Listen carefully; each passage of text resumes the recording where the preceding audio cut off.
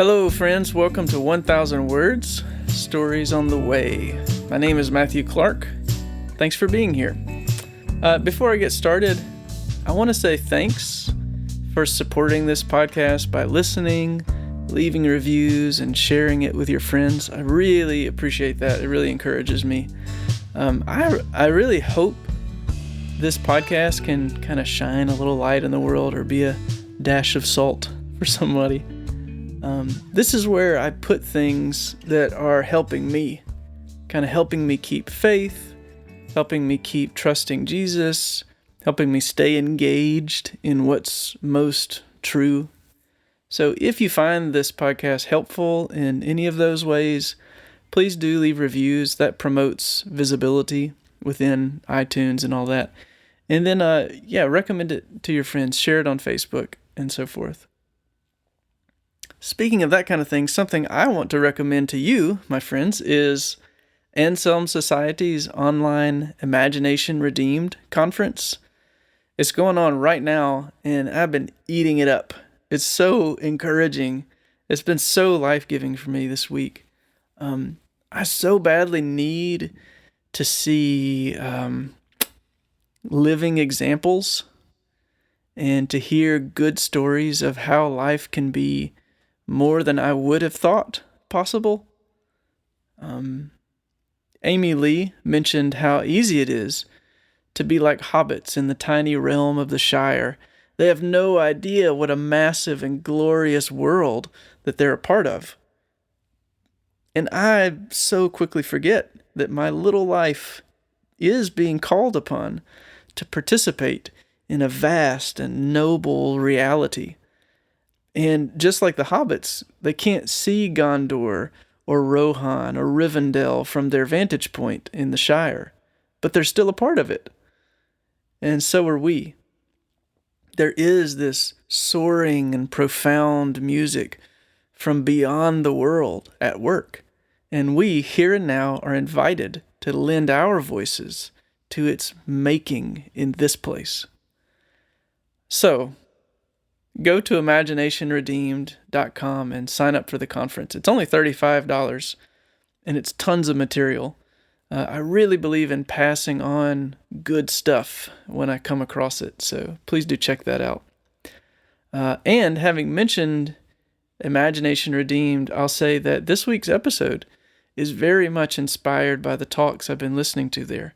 They've been a kind of sobering reminder and a kind of invigorating wake-up call to stay on pilgrimage, to keep pressing in and pressing on toward the joy that's been set before us. I almost constantly have to fight against apathy and this sort of fear-fueled passivity.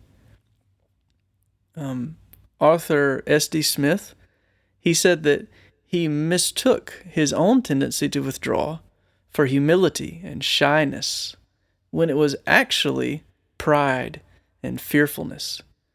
And I have a strong desire to quietly fade and disappear when God is calling me to sing boldly. So I'm writing today as kind of a way of planting a flag in the soil so that I can look to it and remember to stay present and stay engaged. So here is this week's episode, The Yoke of Glorious Engagement.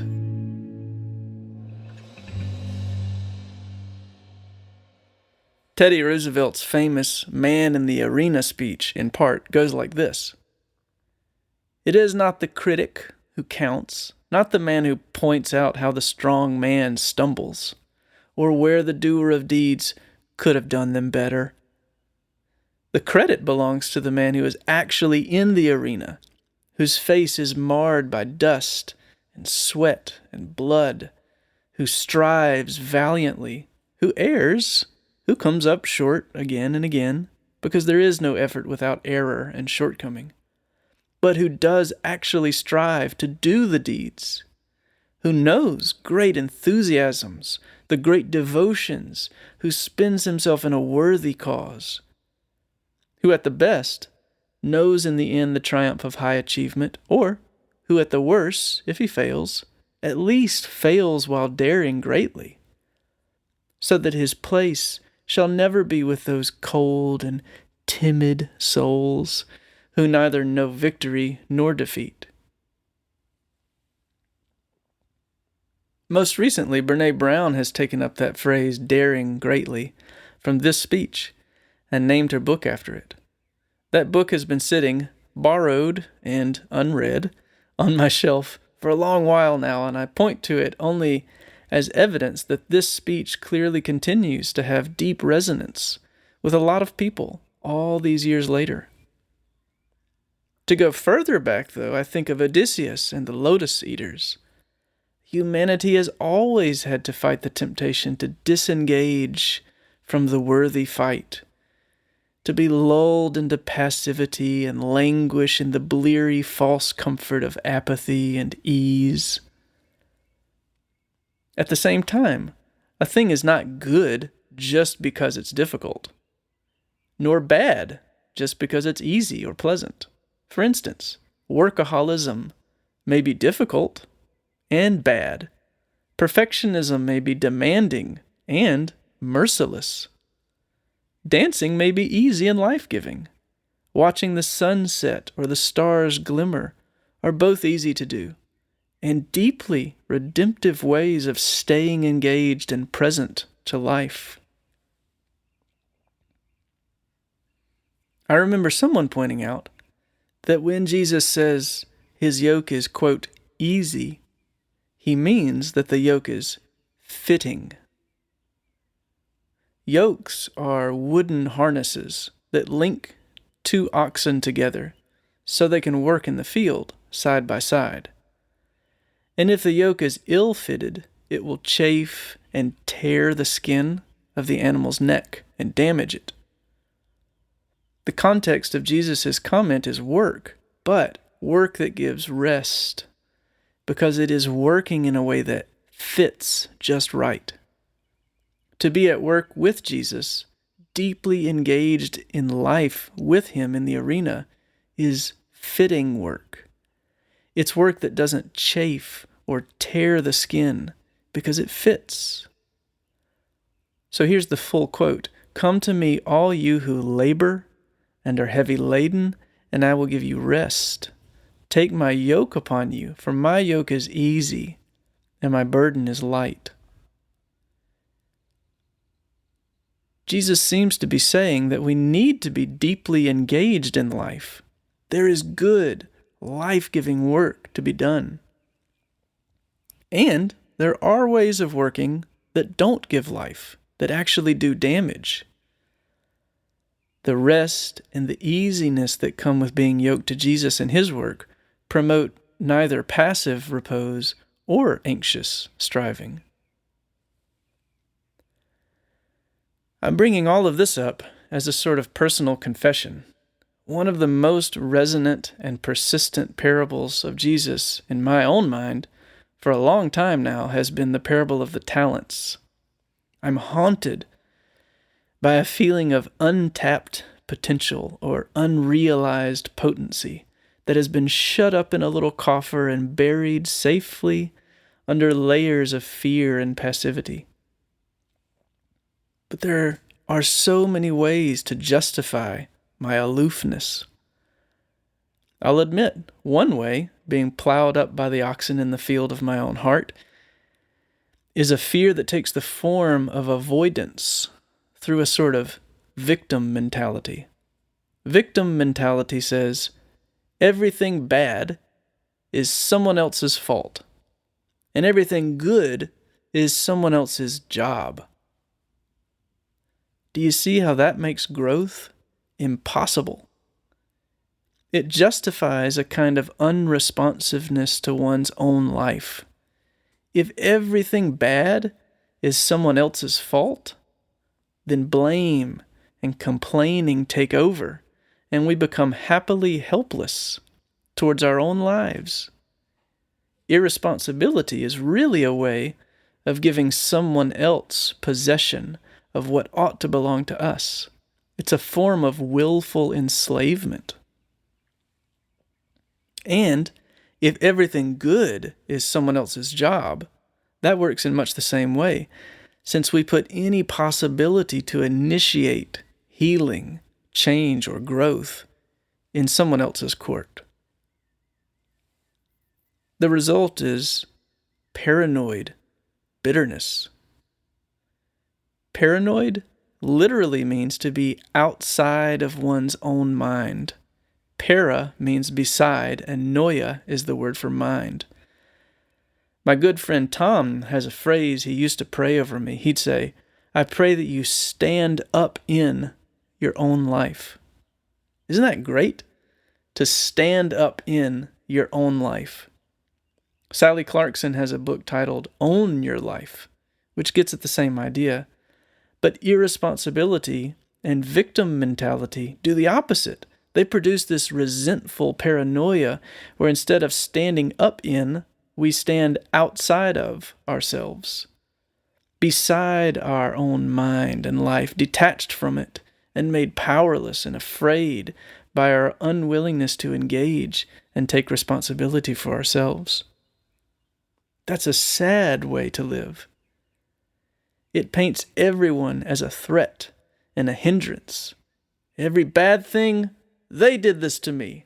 Every good thing, they never do anything for me. That is a yoke that is heavy and burdensome. It plants nothing but anger and harvests nothing but lonely resentment. In contrast, this week in particular, I've been deeply encouraged to watch a number of my friends as they've given talks during the Anselm Society's Imagination Redeemed online conference. They've told their own stories of how, in place of the old uneasiness, God's fitting yoke has been laid upon their sore, blistered necks. How deep engagement, responsiveness, and perseverance in creative investment have generated abiding goodness, truth, and beauty in their own lives and become life-giving for others. Their speech has been marked by joy, possibility, gratitude, and care. I felt such a sense of hope returning, like blood returning to a numbed foot or arm fallen asleep. Maybe you've heard of the 80-20 rule, that 20% of the people are in the arena, engaged in the fight, while 80% sit in the stands and passively watch. I look over and see my dull sword rusting quietly in the corner and my clean boots looking like they still need to be broken in. I need to keep my eyes on the warriors in the ring who've worn through several pairs of boots and a few swords already. Their willingness to take on the yoke of Jesus and labor in the field breaks the spell of languid spectatorship in me. Sarah Groves says in her song, "Just Showed Up for My Own Life," there are so many ways to hide. There are so many ways not to feel. There's so many ways to deny what is real. And I just showed up for my own life. I think that's what Jesus is offering when he offers us a place with him in his work, to be yoked to him. He's working in the ordinary materials of the common world we inhabit, and he's deeply engaged in a great work of lasting architecture, building a world without end, stacking holy stones one by one. Roosevelt's human imagination says, "Guts and glory, grab a sword." Jesus' heavenly imagination says, "Those who live by the sword will die by it. Maybe try hammering it into a plow instead."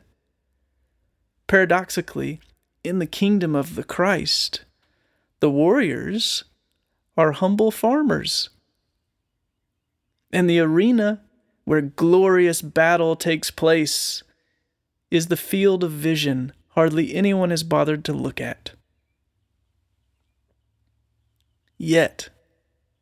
This is where the Word through whom all things were made is cultivating a new creation of enduring significance, inextinguishable beauty.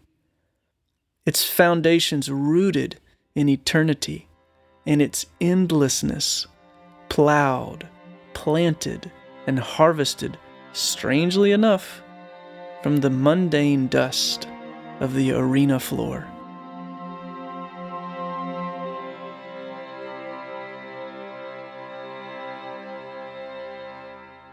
To close this out, I want to share a short paragraph from one of my favorite books that I just finished rereading. It's Gilead by Marilynne Robinson.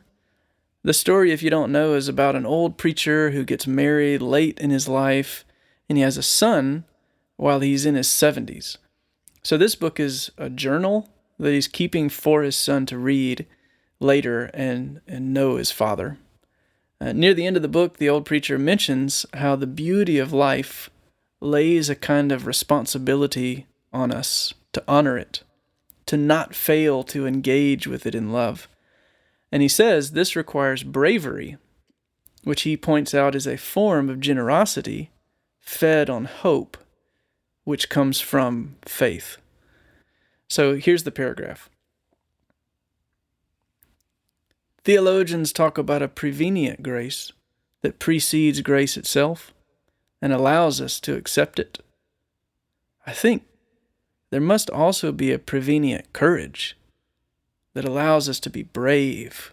That is, to acknowledge that there is more beauty than our eyes can bear, that precious things have been put into our hands, and to do nothing to honor them is to do great harm. And therefore this courage allows us, as the old men said, to make ourselves useful. It allows us to be generous, which is another way of saying exactly the same thing. But that's the pulpit speaking. What have I to leave you but the ruins of old courage and the lore of old gallantry and hope? Well, as I've said, it is all an ember now, and the good Lord will surely someday breathe it into flame again. Man, I love that paragraph. So my prayer is that our imaginations would be redeemed and be caused to well up with faith.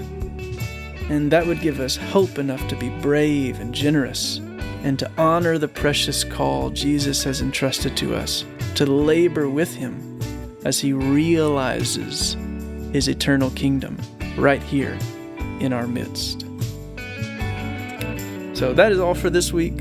Thanks so much for listening, and I will see you next time.